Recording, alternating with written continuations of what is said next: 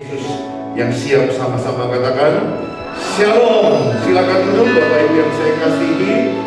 Welcome home GBI Pelita. Senang bertemu dengan saudara di ibadah di akhir Januari. Tidak terasa kita sedang di ujung daripada bulan Januari dan akan masuk ke Februari, dan kita akan masuk terus nanti kepada Maret sampai 2022. Berdoakan semua kita sehat-sehat, diberkati Tuhan, karena Tuhan Yesus menyertai kita. Amin. Tuhan Yesus lebih besar daripada virus corona. Tuhan Yesus lebih besar dari segala masa kesulitan kita. Dia terlebih besar dalam segala-galanya. Oleh karena itu kita tetap mengarahkan hati dan pikiran kita kepada Tuhan Yesus, bukan kepada pandemi musim yang sedang terjadi. Arahkan seluruh pikiran kita kepada kekuatan yang luar biasa. Namanya adalah Tuhan Yesus Kristus. Hari ini kita akan belajar bagaimana kita berpikir yang benar, murid yang berpikir benar. Karena cara berpikir kita menentukan perasaan kita. Kalau hari ini engkau berpikir tentang Yesus yang luar biasa, saya percaya ada damai, ada sukacita di hatimu.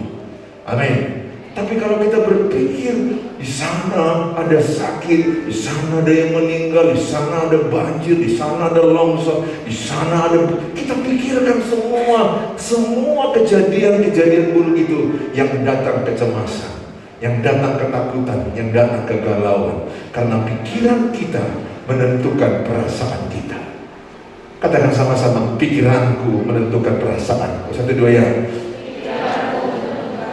Maka Tuhan mau mengajarkan kita berpikir yang benar. Pikirkan pernikahanmu makin bahagia. Pikirkan anak-anakmu masa depannya cerah. Pikirkan usahamu diberkati berkelimpahan. Pikirkan yang baik, maka yang baik akan datang. Saudara, saya akan mengajak kita sama-sama membaca dalam Kolose pasal yang ketiga ayat 1 sampai 11. Saya baca ayat yang pertama, saudara baca ayat yang kedua, silih berganti sampai 11 sama nanti ayat 11. Karena itu kalau kamu dibangkitkan bersama dengan Kristus, carilah perkara yang di atas, di mana Kristus ada duduk di sebelah kanan Allah. Ayat 2. Sebab kamu telah mati dan hidupmu tersembunyi bersama dengan Kristus di dalam Allah.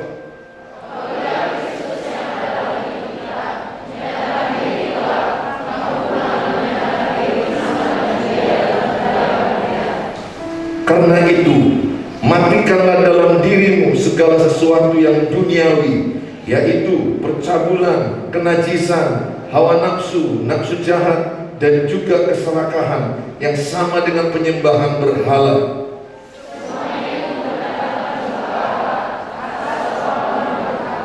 Dahulu kamu juga melakukan hal-hal itu ketika kamu hidup di dalamnya.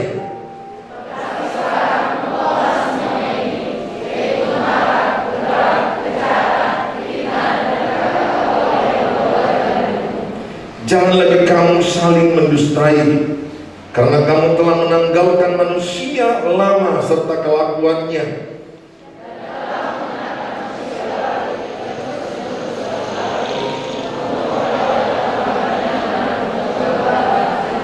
Sama-sama.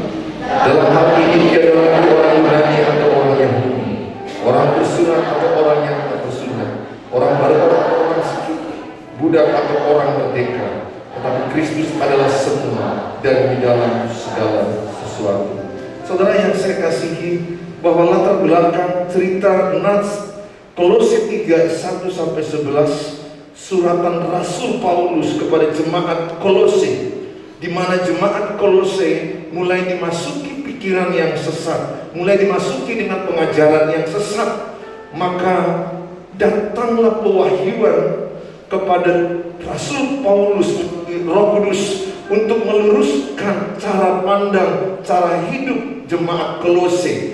Mungkin cara pandang orang Kolose itu udah mulai berpikir duniawi, berpikir hal-hal dari sudut pandang yang di bumi ini yang secara manusiawi. Tetapi Tuhan mengajarkan kita pada hari ini untuk kita mulai hidup. Poin yang pertama kita akan belajar berpikir yang benar. Bagaimana jemaat Kolose itu yang mulai tersesat diarahkan kembali kepada kebenaran yang semestinya.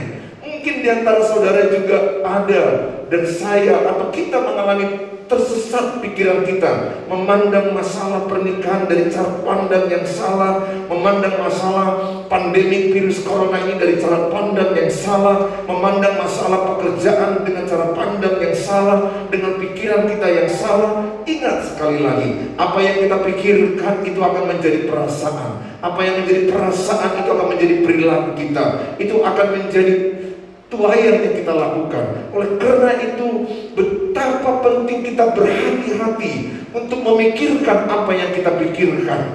Makanya Daud mengajarkan menjelang tidur paling baik adalah memikirkan kebaikan Tuhan.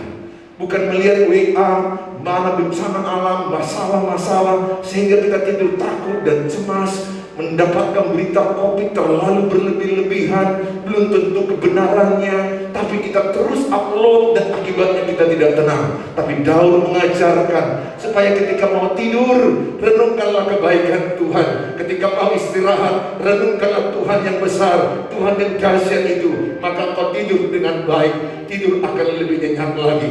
Kenapa? Karena ketika kau memikirkan sesuatu tentang Yesus, saya percaya tidurmu jauh akan lebih baik. Dan yang dimaksudkan Tuhan di poin pertama adalah memikirkan perkara yang di atas. Kolose 3 ayat 1 sampai yang ketiga jelas dikatakan.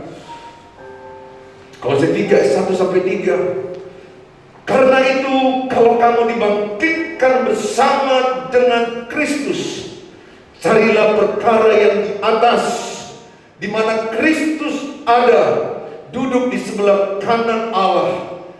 Ayat 2 sama-sama dibaca.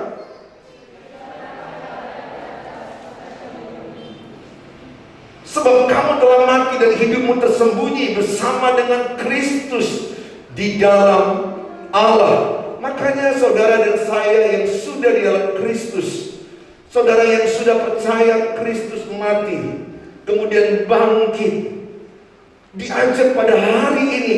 Kalau kita mengakui bahwa kita sudah dalam Kristus, itu berarti kita ciptaan baru. 2 Korintus 5 ayat 17 berkata, barang siapa dalam Kristus, ia adalah ciptaan baru. Yang lama sudah berlalu, yang baru sudah datang. Amin. Tahun 2020 telah berlalu, 2021 sudah datang. Januari akan berlalu, Februari akan datang.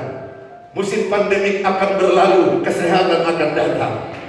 Berapa yang percaya musim pandemik akan berlalu? Amin. Amin. Bagi engkau yang sudah punya suami, mantanmu sudah berlalu, suamimu sudah datang. Jangan ingat-ingat lagi mantan-mantanmu. Amin. Apalagi kalau engkau yang sudah punya pacar, yang sudah mengarah kepada pernikahan, sudahlah, tutuplah alumni mantan-mantan. Amin, saudara. Karena ada orang suka memelihara alumni mantan-mantan. Saya mau katakan sama saudara, ambil satu sikap kebenaran firman Allah. Saya adalah ciptaan baru. Makanya dalam kitab Roma pasal 12 ayat yang pertama, ayat yang kedua berkata, serahkanlah tubuhmu, tubuh roh dan jiwamu kepada Tuhan.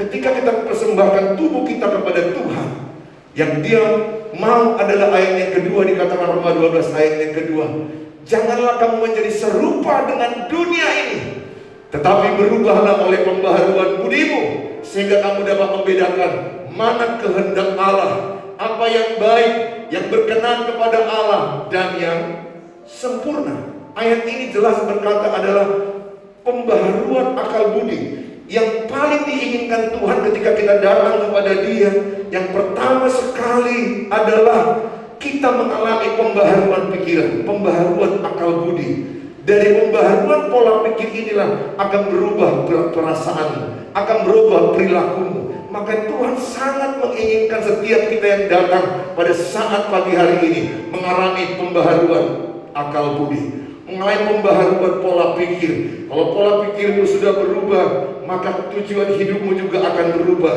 Pola pikir yang bagaimana yang dimau Tuhan? Ayat yang kedua jelas dikatakan, pikirkanlah perkara yang di atas, bukan yang di bumi. Kalau kita merujuk kepada Filipi 2 ayat 5, Filipi 2 ayat 5 jelas berkata, barang siapa di dalam Kristus, ia sepikiran dengan Kristus, seperasaan dengan Kristus. Coba sama-sama baca Filipi 2 ayat 5 depan. 1, 2 ya. Hendaklah kamu dalam hidupmu bersama menaruh pikiran dan perasaan yang terdapat juga dalam Kristus Yesus. Ternyata adalah ciri anak Tuhan Yesus adalah sepikiran, seperasaan dengan Yesus. Nah, apakah yang diinginkan Tuhan? Cara berpikir kita adalah dari sudut pandang di atas, dikatakan. Di atas itu berarti apa? Berpikiran kerajaan sorga. Bukan lagi berpikiran kerajaan dunia ini. Berpikirkan dari kekekalan, bukan lagi berpikiran dari ketidakkekalan. Berpikiran daripada sudut firman Allah, bukan lagi berpikiran daripada pandangan mata saya, perasaan saya.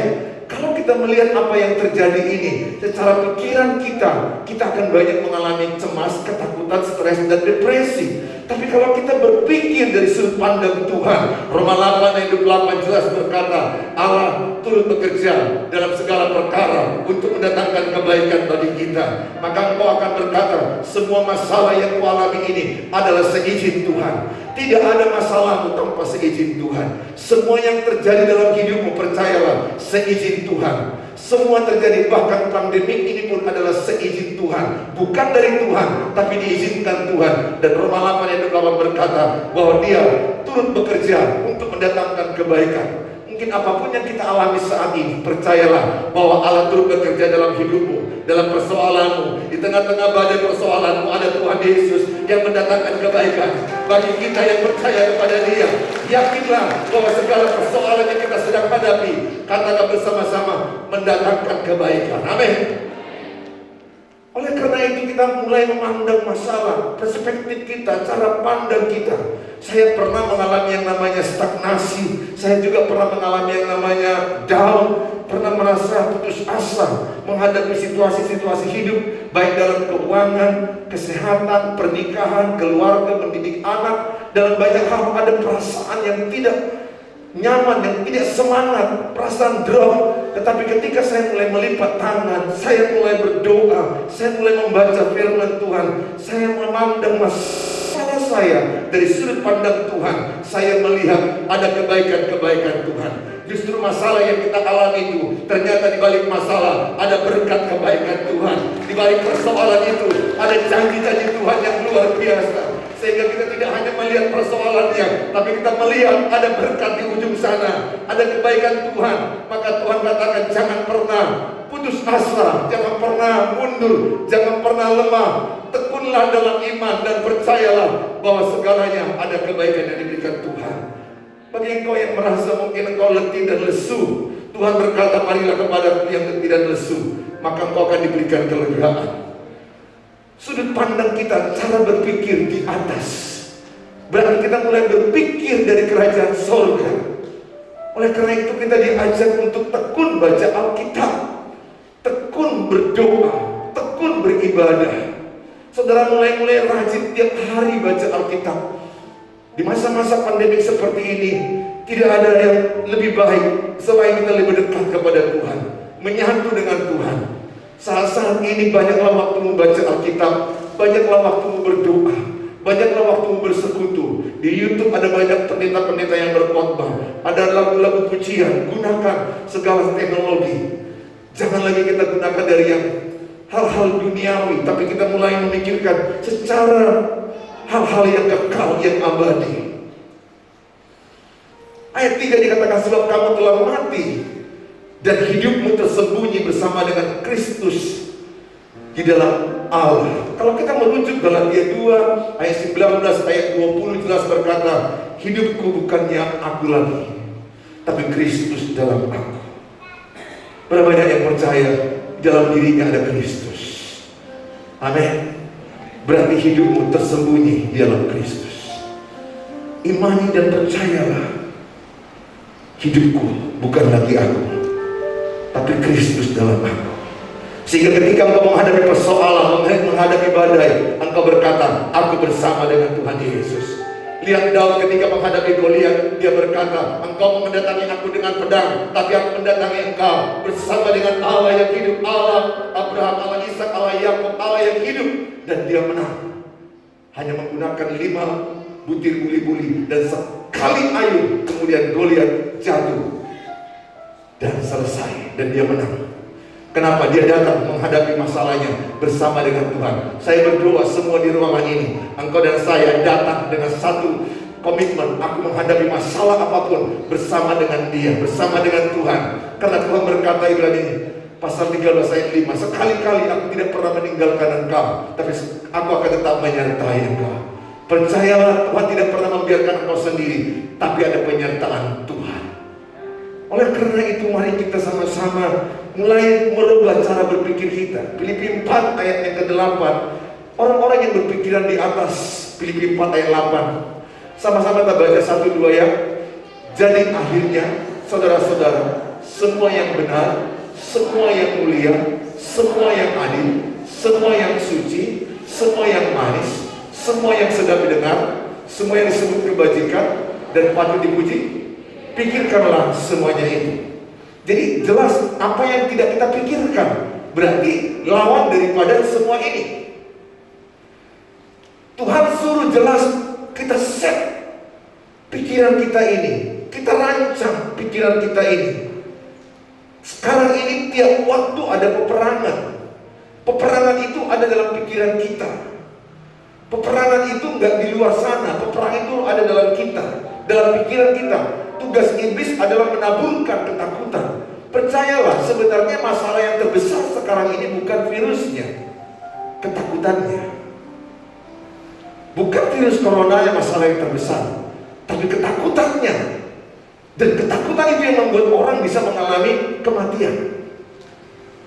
Makanya Roh Allah tidak memberikan kita ketakutan, tapi Roh Allah memberikan kita keberanian. Sekarang ini masa di mana terjadi peperangan, ditaburkan.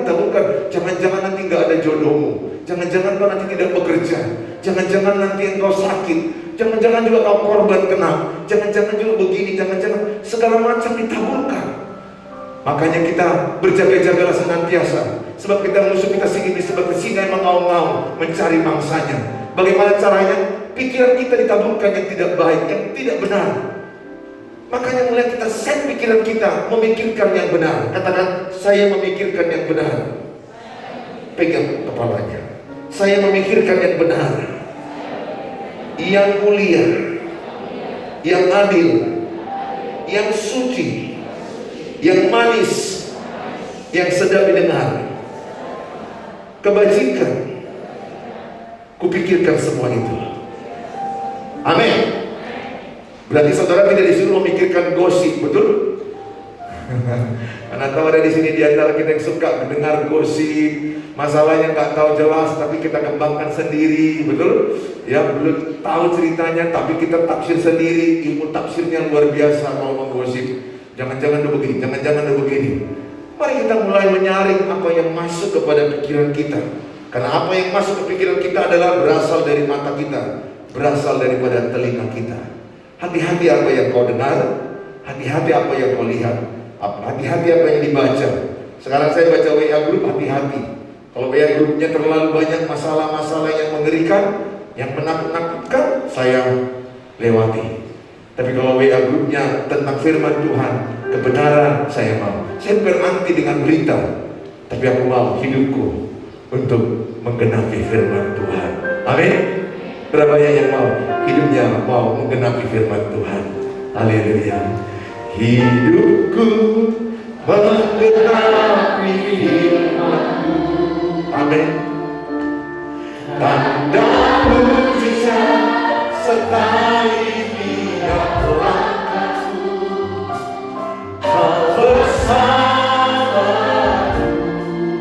di dalamku, jadi buktikan bersamaku. Mari kita angkat lagu ini sebagai doa kita. Tuhan, Kau sempurna,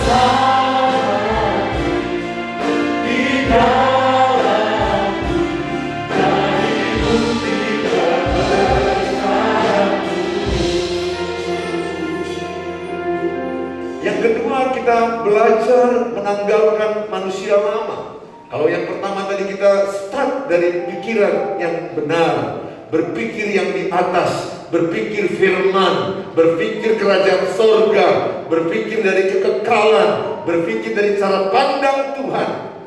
Yang kedua kita belajar adalah menanggalkan manusia lama.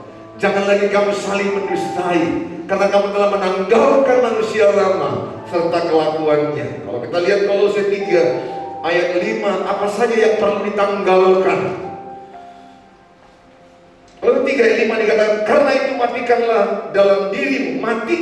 dalam dirimu segala sesuatu yang duniawi, yaitu apa? Percabulan, kenajisan, hawa nafsu, nafsu jahat, dan juga keserakahan yang sama dengan penyembahan berhala. Ayat 6, semuanya itu mendatangkan murka Allah atas orang-orang durhaka. Dahulu kamu juga melakukan hal-hal itu ketika kamu hidup di dalamnya, tetapi sekarang buanglah semuanya itu. Semuanya ini, yaitu marah dibuang, geram kita buang, kejahatan dibuang, fitnah dibuang, dan kata-kata kotor yang keluar dari mulutmu. Jangan lagi kamu saling mendustai, karena kamu telah menanggalkan manusia lama serta kelakuannya. Tuhan mau kita menanggalkan manusia lama. Berapa banyak di antara saudara yang beli baju baru di tahun baru 2021 ini? Saudara pernah beli baju baru tentunya, betul? Tapi saya percaya Tuhan tak melihat bajumu, Tuhan melihat hatimu. Amin. Nah saudara, dan ketika engkau mulai masuk ke fitting room, ke uji coba baju yang kau mau pakai, saya percaya ketika engkau membeli baju baru, maka engkau mencoba baju baru itu, pastilah engkau menanggalkan baju lama. Berarti engkau membuka baju lama, engkau meletakkannya, dan kemudian engkau memakai baju yang baru. Seperti itu yang Tuhan mau. Ketika engkau menerima Yesus, ketika engkau menerima Tuhan sebagai Raja dan Juru Selamatmu, maka Tuhan mau engkau mulai menanggalkan hidup lamamu, hidup dosamu, cara pandang lamamu. Engkau berubah, yang lama sudah berlalu, yang baru sudah datang. Apa saja yang perlu ditanggalkan? Pada ayat 5 dikatakan tadi, pada ayat 5 jelas, tanggalkan dikatakan percabulan. Masa-masa sekarang ini banyak orang tergoda di internet melihat percabulan. Kenapa terus matanya sekarang ini melihat internet, melihat tayangan-tayangan? Saya aja banyak kan dengerin khotbah YouTube, khotbah pujian penyembahan. Kadang-kadang ada tawaran yang mendatangkan tentang seks lah, tentang godaan lah. Pilihannya ada pada saya. Saya mau klik, saya bisa lihat. Tidak ada yang tahu, tidak ada yang tahu. Tapi ingat, Tuhan Maha tahu. Tuhan ada di hatiku. Kalau saya mengklik itu, berarti saya sedang mengundang dosa. Dan upah dosa adalah maut. Upah dosa adalah setan bersangkar dalam hidup saya. Saya akan mengorbankan pernikahan saya. Saya akan mengorbankan anak-anak saya. Saya akan mengorbankan masa depan pelayanan saya. Oleh karena itu saya belajar, pikiranku berubah. Yang saya klik adalah khotbah, yang saya klik adalah tentang pujian penyembahan sebanyak mungkin. Tidak saya pantangkan. Memang saya nonton sekarang Indonesian Idol. Saya beli Indonesian Idol cilik, Indonesian Idol ini. Saya tahu beberapa nama-nama. Ada nama Joy, ada nama Rimar. Saya juga hafal. Saya sering lihat, nggak ada salah dengan itu. Tetapi yang menjadi pilihan kita kemana condongnya. Dalam tayangan-tayangan itu ternyata muncul undangan-undangan. Belum lagi WA saya, entah siapa yang menges tahu, tiba-tiba datang aja kalimat, selamat siang mas, nama saya Vivi. Kayaknya mas lagi kedinginan ya, kayaknya kok tahu pula dia kedinginan. Betul pula saya lagi kedinginan. Mana tahu mas perlu kehangatan. Waduh, sudah cukup hangat di sini. Ada kompor gas yang menghangatkan tubuh saya. Yang tertawa itu pasti sama juga pernah diundang, betul nggak? Undangan-undangan dari kuntilanak zaman now. Kalau kuntilanak dulu kan dia mungkin lain bentuknya. Kuntilanak sekarang ini pakai bendo dan tahu bahasa Inggris. How are you? Are you alone? Nah saudara, saya bersyukur cara pandangku berbeda. Kenapa cara pandangku berbeda? Karena ada firman Allah. Ketika kami berantem suami istri sebagai dalam pernikahan, cara pandangku berbeda. Kalau dulu aku pikir dia melukai aku melukai dia. Sekarang tidak. Bahwa proses itu adalah lewat konflik adalah pendewasaan. Bagaimana kami makin dewasa saling mengenal. Dan bagaimana juga dia membalas kejahatan dengan kebaikan. Bagaimana saya juga membalas kejahatan dengan kebaikan. Cara pandang. Bagi engkau yang lagi pacaran, cara pandangmu tidak lagi coba-coba, mana tahu cocok, mana tahu tidak cocok.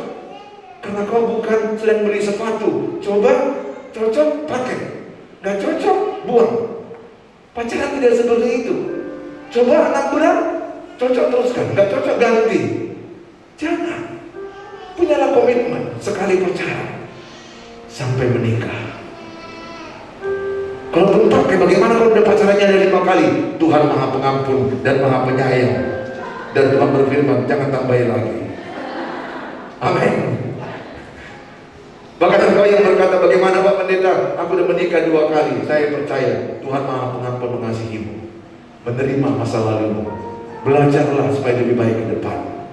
Dan ingat, Tuhan tetap tidak menginginkan perceraian. Dan engkau juga tidak menginginkan perceraian. Tetapi orang yang bercerai tidak kita hakimi.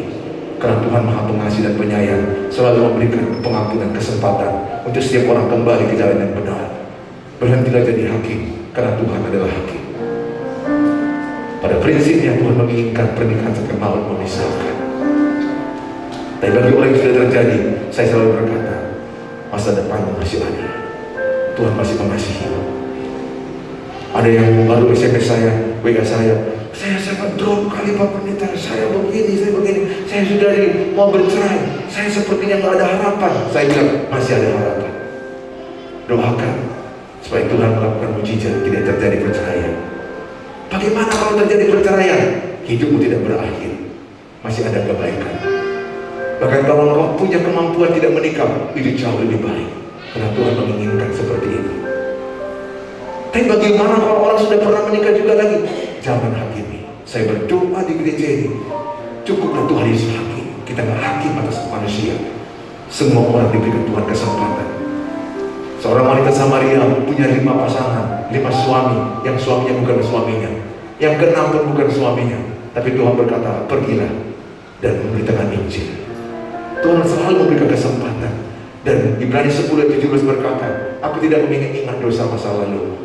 Dia mengingatkan masa depan yang penuh harapan, masa depan yang penuh dengan harapan yang indah. Tuhan memberkati saudara. Tanggalkan manusia lama, tanggalkan pencabulan, tanggalkan dosa-dosa itu.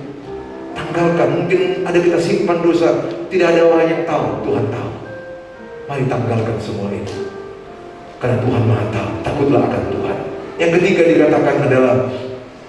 ketiga adalah kenakanlah manusia baru terus menerus, dan telah mengenakan manusia baru yang terus menerus diperbaharui untuk memperoleh pengetahuan yang benar menurut gambar Kaliknya. Yang ketiga ini jelas dikatakan adalah terus menerus diperbaharui.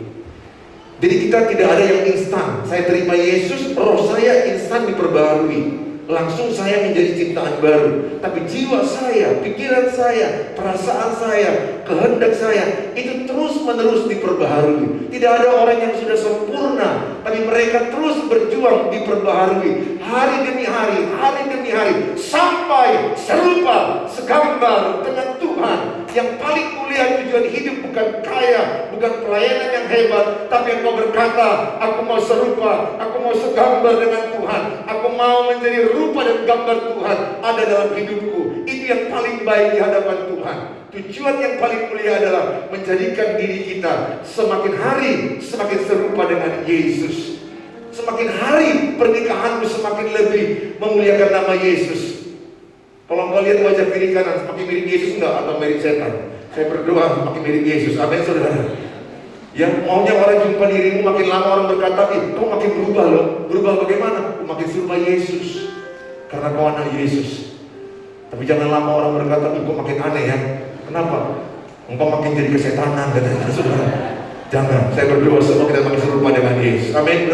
Berapa banyak yang mau mati terhadap hidup lama dan mengenakan manusia baru, manusia Yesus, cara pikir Yesus, perasaan Yesus, perilaku Yesus, sehingga dimanapun engkau pergi menggambarkan pribadi Yesus. Demikian saya.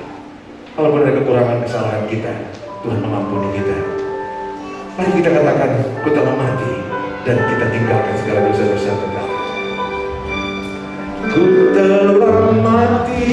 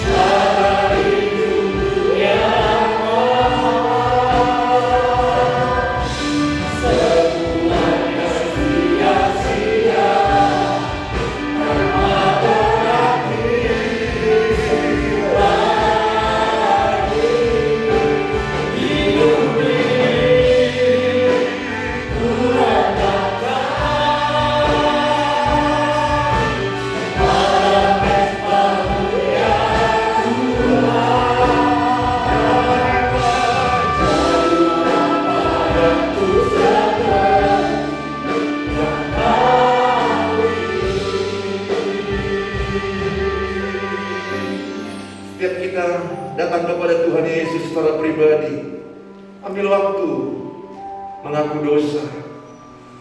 Mungkin selama ini hidupmu berlumuran dosa, engkau masuk di dalam dosa yang begitu jauh.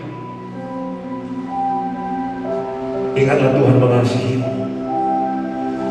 Tuhan tidak mengingat-ingat dosa masa lalu, tapi Dia sangat mengasihimu, mengangkatmu dari kekotoran naik kepada kemuliaan.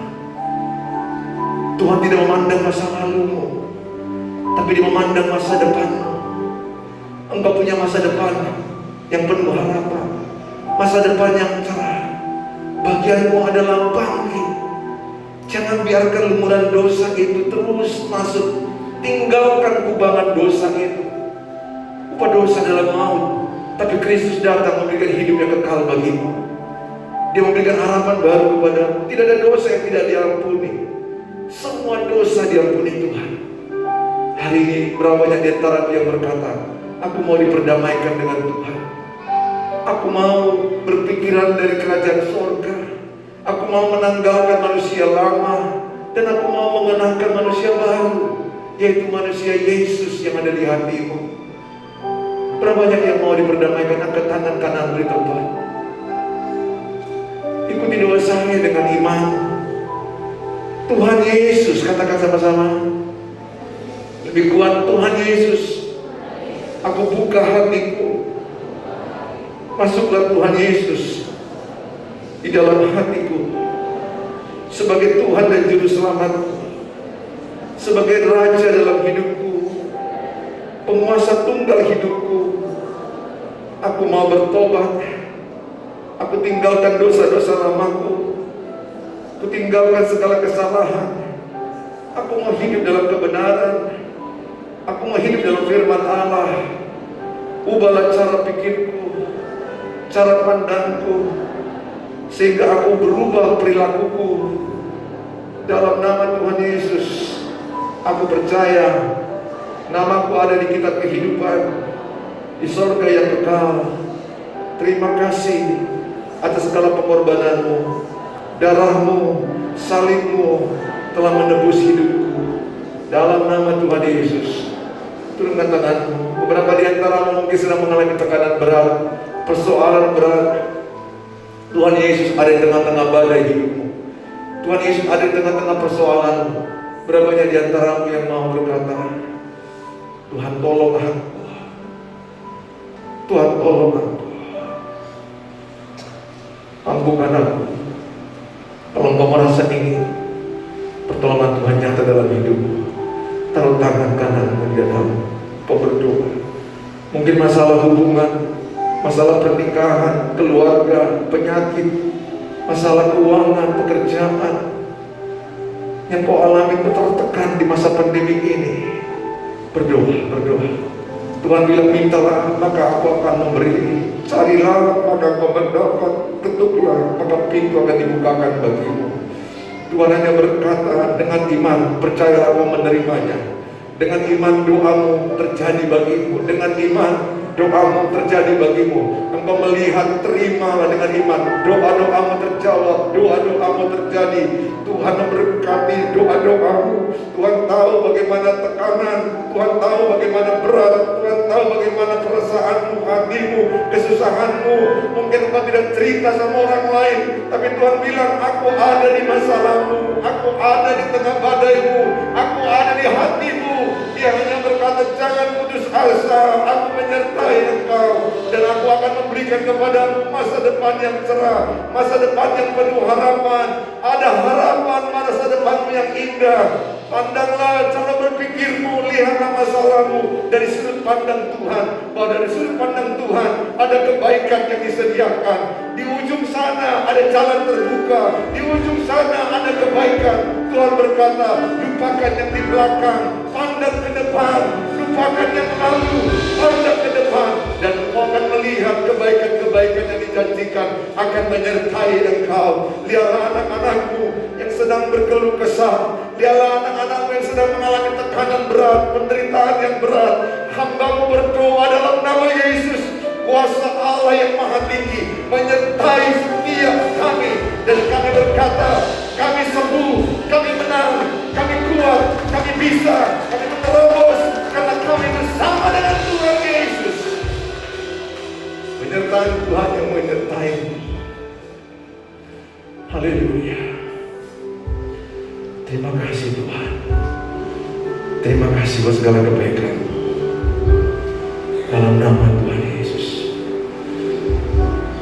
Dalam nama Yesus. Bukan berdiri di tengah badai.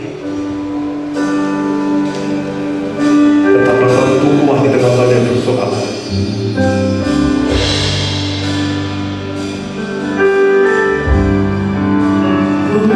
Berdiri di tengah dengan kekuatan yang Kau berikan sampai kapanpun ku kan bertahan, karena Yesus selalu menyertai. Ku kan bertahan dan bertahan dengan kekuatan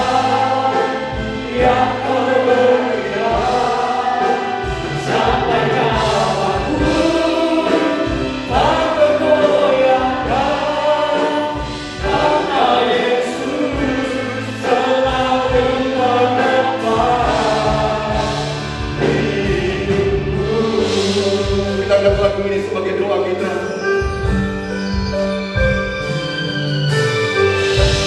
Engkaulah perisaiku saat bara hidup beratku. Firman-Mu di dalamku terangkan jiwaku. Ku tak berdiri di tengah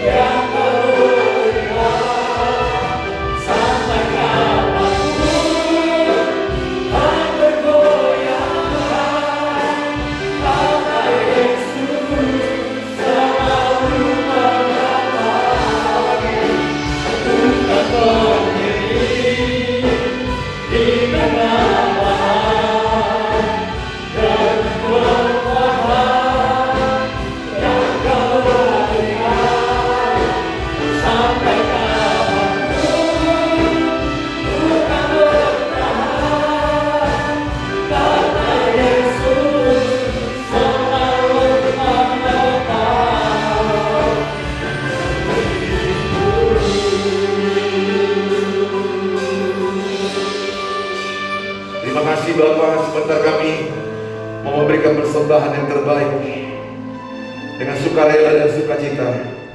Biar persembahan ini memuliakan nama Tuhan. Dalam Tuhan Yesus kami berikan persembahan kami. Haleluya. Amin. Sampai yang dikasihi Tuhan, mari sama-sama kita mengucapkan doa yang diajarkan Tuhan Yesus kepada kita. Bapa kami yang di surga, dikuduskanlah nama-Mu, datanglah kerajaan-Mu. Jadilah kehendakmu seperti di surga.